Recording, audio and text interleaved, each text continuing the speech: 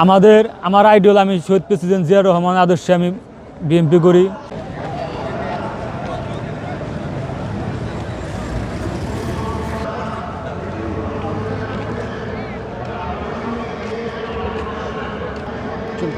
বক্তব্যটা নিয়ে নেই।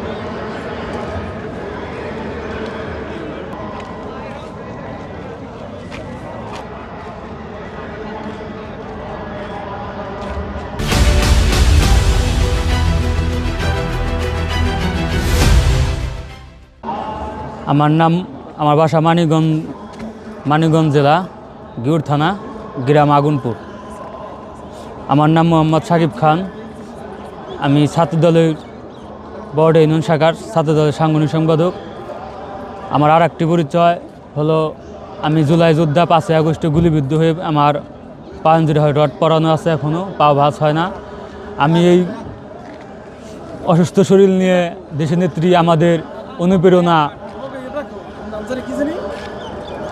বেগম খালেদা জিয়ার মৃত্যু আমাদের বেদনায় অনেক কাঁদিয়েছে।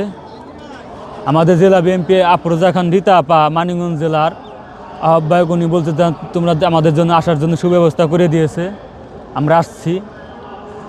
এখন দেশের নেত্রী বেগম খালেদা চলে যাওয়াটা আমাদের জন্য এই ক্লান্তি লগ্নে খুবই দুঃখজনক। আমরা 5ই আগস্টে ছাত্র জনতা সবাই মিলে, বিএনপি, কৃষক, শ্রমজীবী সব মানুষ মিলে যে যুদ্ধ করছি, আমাদের দেশ নেত্রী, আমাদের একটা মনের আকাঙ্ক্ষা ছিল, আমি দল যেরকম ভালোবাসি, আমার দেশকে সেরকম ভালোবাসি। আমার এই নির্বাচনটা যদি দেশের নেত্রী বেগম খালেদা জিয়া দেখে যেতে পারতো, আমার মনটা অনেক আরও শান্তি পেত। আমার আইডিয়াল, আমি শহীদ প্রেসিডেন্ট জিয়া রহমান আদর্শে আমি বিএনপি করি। আমাদের অনুপ্রেরণা দেশের নেত্রী বেগম খালেদা, আমাদের শক্তি জনাব তারেক রহমান। ওদের আগ্রহে দাঁড়িয়ে আছেন, কেন দাঁড়িয়ে আছেন সেটা একটু ক্লিয়ার করুন। আমি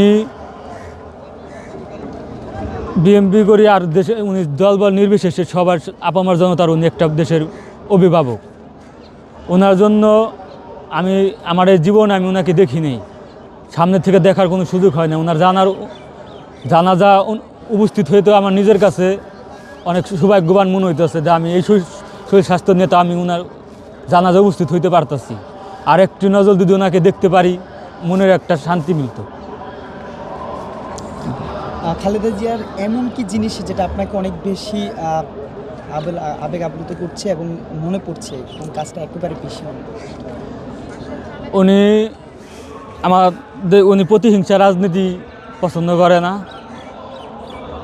ন্যায়পরায়ণতার সাথে দেশের জন্য কাজ করছে।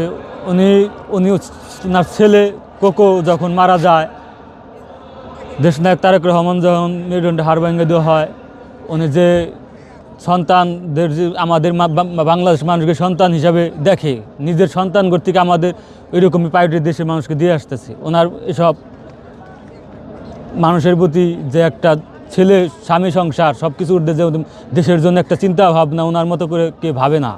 আমরা একজন অভিভাবক হারালাম বাংলাদেশের মানুষ।